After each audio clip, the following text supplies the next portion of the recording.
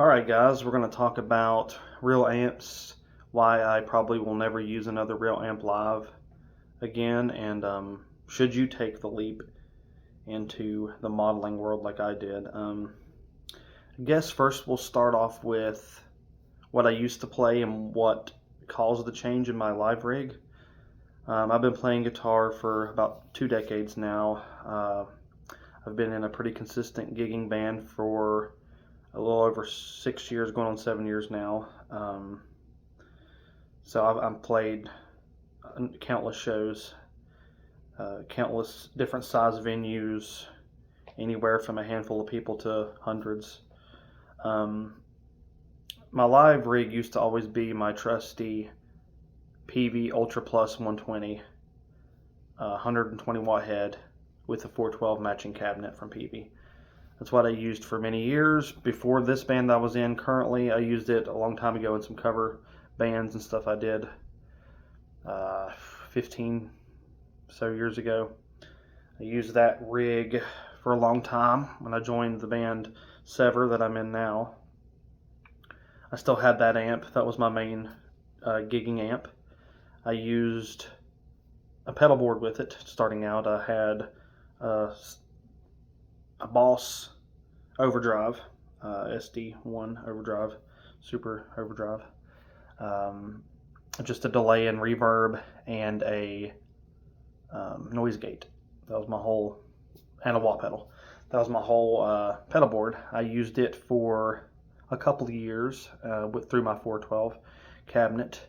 What brought upon the change of my cabinet first was I had an EVH 212 cab that I kept in the practice room for the band that I just used for practice. Then I kept my 412 at home that I would take to shows. Well, one show was on a Friday night.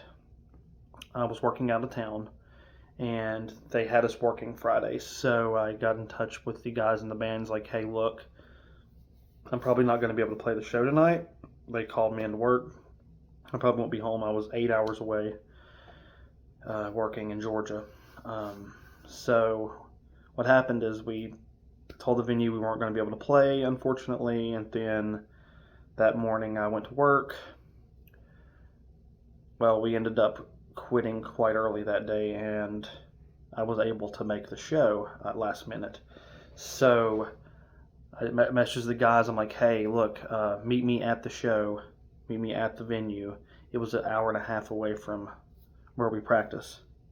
It's like, just grab my practice rig from the band room and I'll get by with it tonight because I don't have enough time to go home and grab my half stack rig and all that. Just grab my 212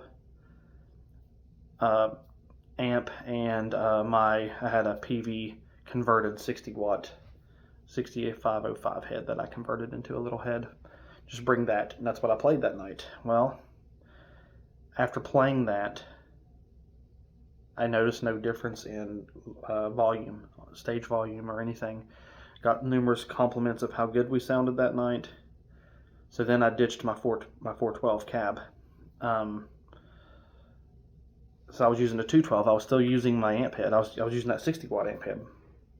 Well, the other guitar player in my band bought a Helix and saw it in practice, played around with it myself a little bit. He let me try it out in the practice room. He used it for a couple of gigs for probably a good year. And I still had my pedal board set up with my 212 setup I was using. And then one day I just bit the bullet, and there was a demo version for Sweetwater on sale for about $200 off, the floor model Helix. I ordered it. Found a Seymour Duncan Power Stage 200 on a used listing on Reverb for like $300. Ordered both of them the same day. By that practice at the end of the week, I brought it to practice, and I've never looked back. It's kind of surprising at first once you switch over to that kind of a setup. You know just how much space that it saves. A 212, if you don't know, a Seymour Duncan Power Stage 200 is like the size of like a cigar box. It's small, and a Helix floor unit is just the size of a regular pedal board. I got a carrying bag for it. My rig, plus the other guitar player in my band, Alan, once he started seeing how well my 212 was performing live, he downsized to a 212 as well because he was using a half stack as well. He saw how good I was doing with the 212. He switched to 212. Our bass player has just a 410 cab. We can fit both guitar and bass with all guitars, all pedal board Helixes, everything in the back of a pickup truck with a bed cover on it, which is only a couple feet deep. We can fit our entire rigs in there and travel with it.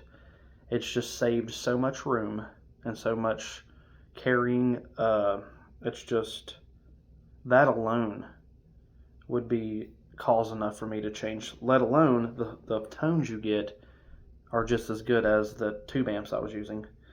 And the variety of tones and effects I can get, I can't match that with the rig that I had without buying hundreds of effects pedals, and you're looking at thousands of dollars there. And for recording, it has been so much better for recording. We just run direct into the interface, record right on Reaper. I have different presets of left and right guitars that I use for recording in a lead channel, a clean, a crunch channel, just all there at my disposal that I can use at any time. I have had no problems with my Helix and my power stage or my cab. I've been using that setup for, I want to say, over 3 years now.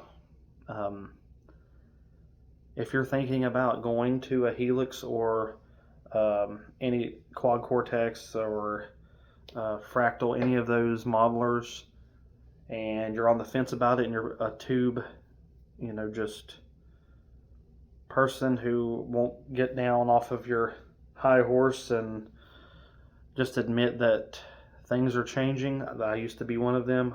It was tube amp or nothing. It was 412 tube amp or nothing. Then it was, 212 and tube amp or nothing, and then now it's just small power amp Helix floor model and a 212. And I'm happy with it. I have had no issues with stage volume whatsoever. There's even been a couple of venues where the cab was not mic'd at all. I was not running through the front of house or anything, just all stage volume. Not a problem at all.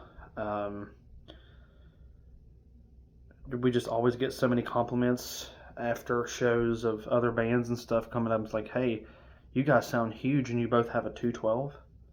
And we're like, yeah. And they're blown away almost every time. And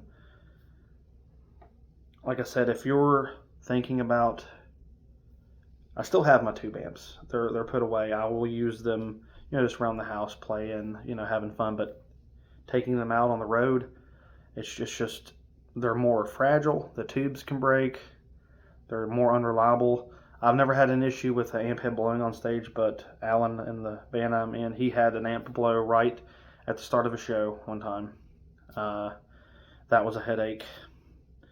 It's just all around, I can't say anything bad about the Helix setup that I have. I'd like to one day on this channel show you my live setup. It's usually, the reason I haven't done it yet is it's in the band room that we rehearse and record in. So I just keep it there, and then when we go out on the road, we take it from there. So I never have it home. I think I might bring it home one day here in the next couple weeks and have it at the house and make a video about my setup, exactly how I run it, some of the presets I have, how to hook it up to your amp. That can be confusing for beginners for that kind of setup. But leave in the comments what your live rigs are. Maybe you have the same one as me. Maybe you still use tube amps. Maybe you are even more digital than I am and you don't even have a cab. Maybe just go through the PA. That might be the next step for me, but the problem with that is you're relying on the venue that you have to have a really nice PA, and that's not always the case. I like to still have that stage volume, that stage presence, no matter what. Even if the venue has a good PA, I still bring the cab. But yeah, let me know what you play. Let me know if you're on the fence about switching your live rig. Like and subscribe to the channel, and thank you for watching.